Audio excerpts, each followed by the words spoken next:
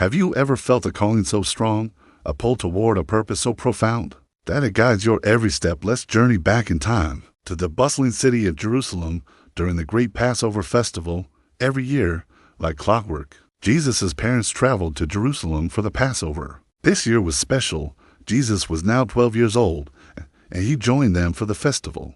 Just as custom dictated, the city was a magnificent sight, alive with pilgrims from all corners of the land. The air hummed with prayer, discussion, and the joyful spirit of the celebration. As they walked through the temple gates, Mary turned to Joseph, her voice filled with awe. It seems like the crowds grow larger each year. The city feels alive with the presence of God, doesn't it? Joseph nodded with a warm smile. Indeed, it's a blessing to be here, but we must keep close to our son. The city can be overwhelming during the festival. Soon, they met up with relatives and friends, their greetings echoing the festive cheer. "Shalom, cousin," Mary called out. "It's so good to see you. Come, join us for the Passover meal." As the group moved toward the temple courts, young Jesus walked slightly ahead, his eyes wide with wonder. Gazing at the towering columns and magnificent decorations, he whispered to himself, "How wondrous are the works of God!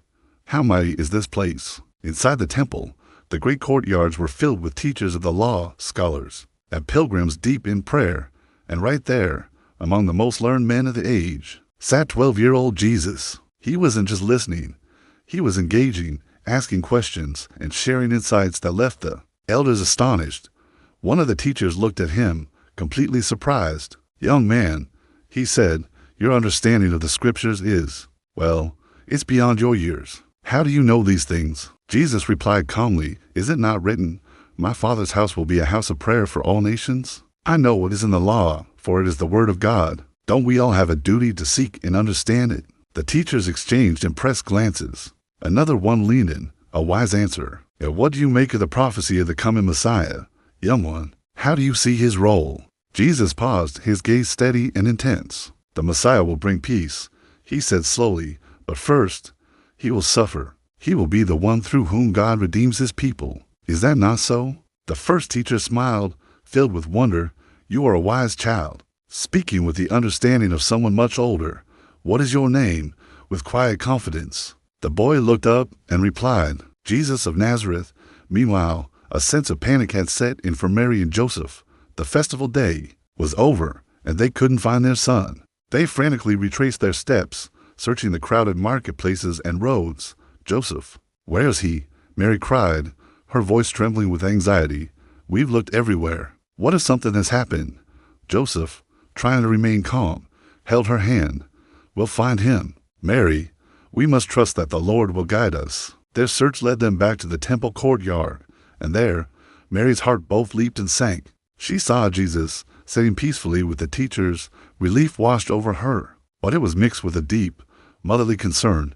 She hurried to him. "Jesus, son, why have you done this to us?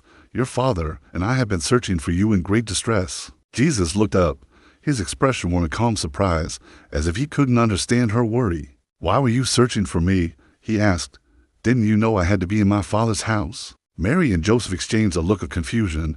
They didn't fully grasp his meaning. "Son," Mary said softly, her voice tender, "we didn't understand." Jesus explained gently, "I am about my Father's work. It is part of the plan I was born to fulfill." A quiet peace settled over them, a comfort drawn from the undeniable wisdom and serenity in their son's eyes. As the family began their journey home to Nazareth, Jesus walked between his parents. He took one last look back at the magnificent temple, his gaze filled with a quiet understanding far beyond his years. He went with them and was obedient, but his mother treasured all these things in her heart. And Jesus grew, not just in stature, but in wisdom and in favor with both God and man. Thank you for joining us on this incredible journey. If this story moved you, please give this video a thumbs up. And don't forget to subscribe and hit the notification bell so you don't miss our next story.